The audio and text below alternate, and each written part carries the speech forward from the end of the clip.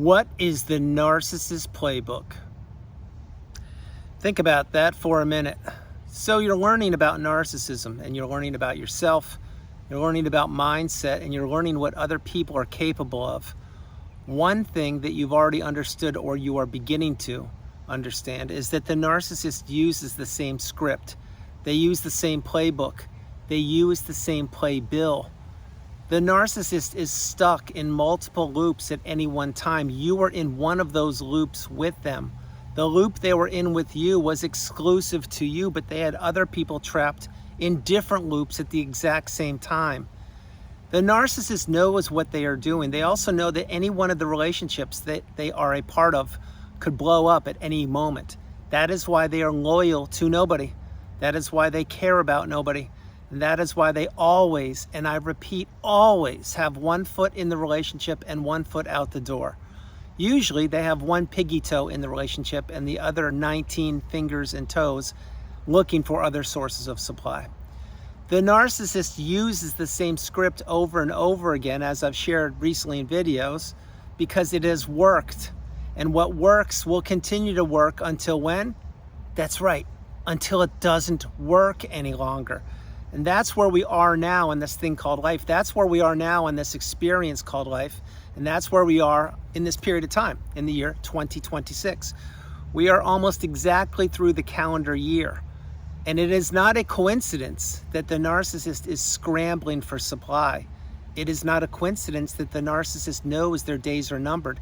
It is not a coincidence that you figured out what narcissism is. And it's not a coincidence that now you understand that these toxic people continue to just go around like a merry-go-round, although it's not fun, it's anything but. They just keep going around over and over again, or they keep going on that roller coaster, going real high and real low. They can never introspect. I'm referencing the narcissist. They won't be accountable. They will never apologize and mean it. They have no empathy, and they have no love within them. What the narcissist does is they change the energy that's within them into you. They dump their toxic energy into you, and they stole your beautiful, bright, shining light and all of your energy from you. When they did that, you didn't realize what they were doing, but they had done it many, many times before they met you. This was a new experience for you. You didn't realize that another person could actually love bomb you. And you didn't realize that after the love bomb came the devaluation stage. And you didn't realize after that that there would be an ending to the relationship you were a part of, because each and every one of these narcissistic relationships have an expiration date. Again, you're learning it. You also didn't realize that there's a thing called a Hoover out there. Now you need to really have your boundaries as strong as possible and get off the radar of the narcissist and not become hooverable. You need to become unhooverable, which means maintain no contact, maintain your boundaries, and understand that the narcissist has no good intentions for you. They never have, they won't today, they won't tomorrow, and they won't in the future. That's why once you get the wisdom, you have to close the chapter of the book on the narcissist once and for all. You see, the narcissist is running low on supply right now, this very minute, as I'm creating content and you are consuming it. The narcissist in their heyday, which maybe was a year ago, maybe it was 5 years ago, maybe it was yesterday, maybe it was 50 years ago, but whenever the narcissist thought that the abundance of supply would keep flowing to them, those days are over. They're finished. But the narcissist never realized that those days would end. Everything comes to an end on this planet. Everything. Tough pill to swallow, but it's true. The relationship you were a part of absolutely had to end, because the narcissist took whatever they could from you, and they most likely crumbled you up like a sheet of paper and discarded you or threw you away in the freeway. And then they wash, rinse, repeated with other people. But the narcissist knows what they're doing. They also know that they are trapped. They also know that the days of endless supply are coming to a complete abrupt stop.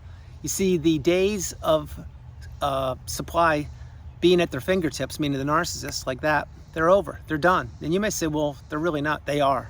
They're finished. Think about what I'm mentioning. Why do you think you're watching this video? Why do you think you're consuming narcissistic abuse content? Why do you think you're healing? Why do you think you're growing? Why do you think you're leveling up? And why do you think that you understand so much more now than you did 4 minutes and 44 seconds ago about life and about humanity? It's because you're working on yourself. This is what the narcissist didn't want you to do, and it's what they won't do themselves. The narcissist can fake anything. They are a master faker of anything. They can fake that they went to university. They can fake that they have an education. They can fake that they read all the books. They can fake that they know everything. They know absolutely zero other than how to manipulate people. What the narcissist knows, they know how to use their charm, to use their eyelashes or the rosy cheeks or their brain or their body, whatever you want, their lexicon, to lure people into webs of abuse. In the old days, which I shared with you earlier, the narcissist could get supply at the drop of a hat. These days and going forward, they won't be able to do that because more and more people are not giving toxicity a chance. More and more people are closing chapters of the book on the narcissist. More and more people are going no contact, and more people are realizing that these people, the narcissists, they are stuck in a script, and the script will never change. It just keeps on going around and around and around. The one common denominator in the narcissistic abusive cycle, it is the narcissist. It wasn't you. And what the narcissist does is once they get somebody to do something for them, they burn that person out. And then they replace that person via discard, and they insert another person to get that new person to do what the other person was doing, or maybe to get even more supply from the new person. That's how it was going for the narcissist for centuries. Well, now we are realizing, we are understanding, and we are observing that the narcissist has one playbook. And the playbook has been dusted off for thousands of years. The narcissist peeled it out from underneath the underworld, looked at it and said, wait, I need to brush up on my skills. What's on page 72? What's on page 105? What's on page 666? That's the final page of the Narcissist Playbook. And they know it. They also know that they can't rewrite the playbook. And they also know that the light is beginning to shine on the playbook. They also know that the onion skin paper that the playbook was written on is beginning to fall apart. It's beginning to become unreadable because of the light that is shining on the book. Now again, if you look at the thumbnail in the video I'm creating, it has the word playbill. If you ever went to Broadway in New York City or any theatrical performance wherever you live, you usually are given a pamphlet or a book similar to the playbill. Think about what I'm going to share with you. It's going to all get tied together. The playbill is when you are when you're going to see a performance in a theater. Usually it's on Broadway. So let's say New York, you're in Broadway. You paid top dollar to see a performance. Well, you get the playbill. Well, in the playbill is every act and every scene. Example, Act 1, Scene 2. Act 4, Scene 3. Okay, well, the actors that are performing for the theater performance that you're watching in Broadway, they know what they're doing because they've studied and they've practiced and they've rehearsed, and they have the costumes properly and the lighting, and they have the accent and the words and the pronunciation and the punctuation and the effects and everything. If any one of those people gets sick, or let's say they're not feeling well, there's what is known as an understudy. Side note, pro tip, you may be saying, how do you know so much about Broadway and everything? Well, I know an awful lot about a lot of things, and you probably do too, but I couldn't tap into those things when I was trapped in the narcissistic abusive cycle. Now I'm free, I'm liberated, I'm healed, and I can tap into whatever I want to. So getting back on the playbill with the understudy sometimes has to fill in for the main star, the main actor, or whoever it is. That's fine, but we now know how the Broadway performances are set up, but the playbill is what I'm focused on. When you open the playbill, you'll see Scene 1, Scene 2, Act 1, Act 2, all those things. Okay, well, that is a performance. That's the same performance that the narcissist was performing with you and for you. The thing is, you were in that theater of abuse. You were on the theater of pain. You didn't realize you were, but that's where you were. You were being used as an extra. You weren't an understudy. You weren't a co-star. You were just being used as the lowest person that the narcissist could steal from or take from. Now, when I say lowest person, I mean because they devalued you. They treated you improperly. You probably were treated even less than a complete stranger. You were being devalued, walked 20 feet in front of, disrespected. You were not being treated the way you should have been treated, like a human being. Now, having said those things, this is why it just keeps going around and around and around. So going back to the playbill, the performance in Broadway in New York City as the example, and go Big Apple, love all you Big Apple people. What happens? Eventually, the final act appears on the playbill. So let's say you were in the Broadway show or performance, and let's say you're now in Act 3, and it's Scene 19. I'm making that up. Okay, great. Well, you look at the playbill, and this is it. This is the final chapter. This is it. the movie, the play, not the movie, the play is going to come to a performance. The Broadway show is going to end. And what do? Okay, well, you prep for it. And then the curtain's drawn, the actors come back on stage, you give them a round of applause, they take a bow, and then they go their own way. And you look at the playbill and say to yourself, wow, what a performance. That was amazing, spectacular, or whatever you're thinking of it. Well, what happened? Then you went home and you thought about the performance, and that was it. But you see, you paid money to go see a performance in Broadway or on Broadway in New York. Again, it could be anywhere. It could be Milan, it could be in any part of the world, but I'm using New York as an example. Well, what happened? You paid money to see the performance, and then you left. You didn't pay money intentionally and deliberately with the narcissist. Money was siphoned from you. Money was stolen from you. Money was hidden from you. And you entered a relationship with a person who did not have your best interest at heart. And you were watching and observing their playbill or their playbook go around, just like that theater performance. The difference is, and there are many of them, is when you went to New York to watch the Broadway performance, you watched a performance and you left it, and that was it, done. Well, with the narcissistic abusive relationship / cycle, there's damage done to you. A lot, an awful lot. It was done to me, a lot, an awful lot. And you didn't realize that it was just one big playbill, just one big playbook, just one big script that just continues to go around and around. And once you see it, not only can you not unsee it, and you can't unhear it or unexperience it, but you realize as the further you get away from it, that it is really boring. It is really tiresome. The narcissist is lazy. They are a coward. They are a bully. They're shallow. They're hollow. There's nothing to these people. Without a script, without a playbook, without a playbill, they don't know what to do. They have no idea on how to live life without another person doing things for them. And that means very basic everyday things like writing a check, putting gas in the car, being polite to somebody, regulating themselves, paying their own way through life, being respectful and appreciative. I know I said that twice. They can't do any of those things. Okay, maybe they could write a check. I have no idea. What I do know is the narcissist needs people doing things for them, which is what you did. And once your supply ran as low as it did, meaning you were depleted, the narcissist took you out like a battery, threw you in the bin, inserted a new battery, i.e. a new source of supply, and let the playbill continue off where it left off. You see, the narcissist is on an endless script in that theater of abuse, in that theater of pain, and they know it. They're performing for anybody. Sometimes the audience the narcissist is performing for is an audience of one. Sometimes it's an audience of two. Sometimes it's an audience of thousands, who knows? But the narcissist will always perform when there's an audience. Why do you think this? Why do you think the narcissist treats people differently? Think about it. Do you treat people differently? Of course you don't. I don't either. But think about it. Think about a person that perhaps doesn't have the highest level job, meaning they don't earn the most money, or maybe it's a job that maybe not a lot of people want to do, whatever it is, whatever you're thinking. And I've had dozens of those jobs, dozens. But let's say that that somebody has one of those jobs, whatever it is. The narcissist isn't going to treat that person nice, not even close, especially if nobody's around them. They're going to punish that person. They're going to make them feel inferior. They're going to make them feel like they're not doing what they should be doing. They're going to make them feel less than. They're going to devalue them. That's what the narcissist does. And they do it with waiters or waitresses. They do it with stewards or stewardesses.